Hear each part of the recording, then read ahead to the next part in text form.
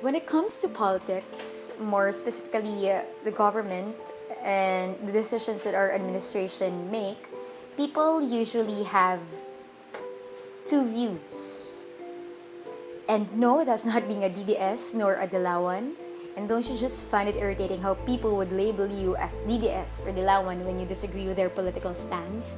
Hindi ba pwedeng, yes, I disagree with you, but I respect your opinion and it doesn't mean that I favor the other side. Okay, going back, people usually have two views. Or maybe three, because there are people who does not really care about what's happening to their country, to their government. But usually, again, there are two sides. It's either you approve or disapprove. You approve because you can see that what they're doing is right. They're doing their jobs very well.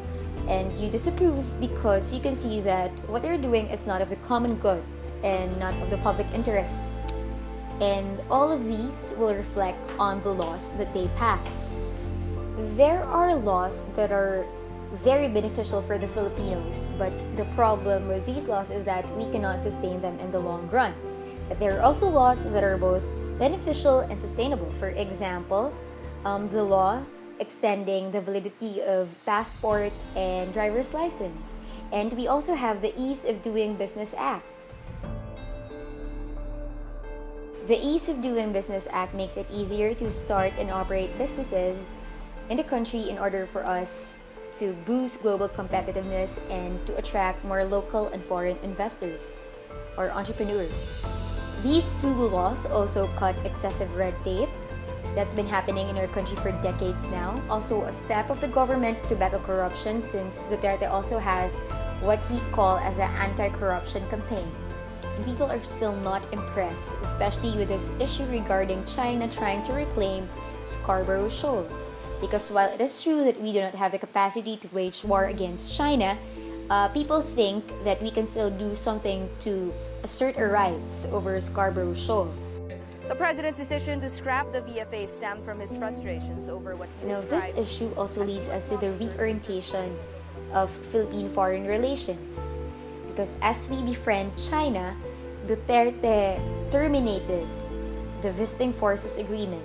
Fundamentally, it's a military pact between the Philippines and the USA. Another issue is contractualization.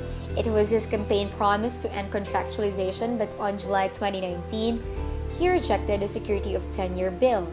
It's a bill that ends contractualization. He stressed that there should be a healthy competition or a healthy balance between the conflicting interests of laborers and employers. But although some people criticize him for not enacting the bill, the Employees Confederation of the Philippines said that the president might have realized the measure's drastic impact on the economy. And what the country needs is not a new law, but the enforcement of the existing law or the existing measures against illegal contractualization. But there are also times that Duterte is the embodiment of strong political will.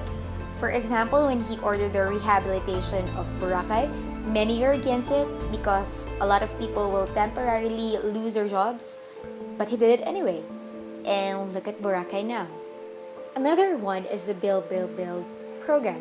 It is an infrastructure plan which aims to reduce poverty by creating jobs, to promote economic growth, and to lessen congestion, most especially in Metro Manila. And he is the only president after Marcos that did a project like that. Now, there are a lot of possible reasons why he's the only president. But I remembered my college teacher saying that the presidents after Marcos avoided projects that are similar to his because they don't want people to say na, ay, siya yung susunod na Marcos. Ginagawa niya yung mga ginagawa ni Marcos. So, kailangan nating bantayan yung taong yan. Kailangan nating bantayan yung presidente natin yan.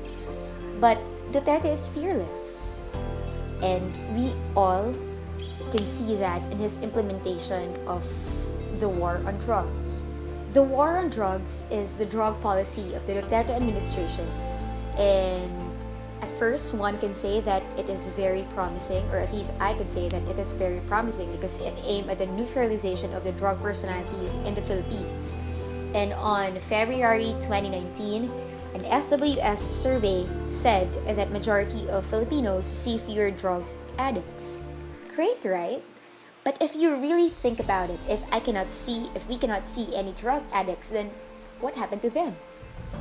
Rehab, maybe change your lifestyle, could be. But if none of those, then I think you know what I'm trying to say. That is why another problem that the government is on human rights violation, mostly because of extrajudicial killings. Another problem that people see in Duterte is that he may be the next president to declare martial law. Because number one, almost all his cabinet secretaries are ex-military. Now you have to understand that Duterte is not from Manila and he needs people who are trustworthy and loyal. And military men are conditioned to be trustworthy and loyal. Number two is he declared martial law in Mindanao. What's weird about that is a lot of people who are complaining about it is not really from Mindanao. Pinahinto siya ng gwardiya. Pero tuloy-tuloy yung kanyang paglalakad slowly. So nung pagsigaw na suicide bomber, lahat dumapa. But then again, one of the issues that it should have solved is terrorism. And what happened? Duterte also permanently terminated the peace talks between the government panel and the CPP-NPA. But it doesn't end there. The administration still seeks peace by means of a localized peace talks because not everyone sees it, but the concerns of rebel groups vary from one locality to another. Or maybe it's a government strategy to divide and conquer.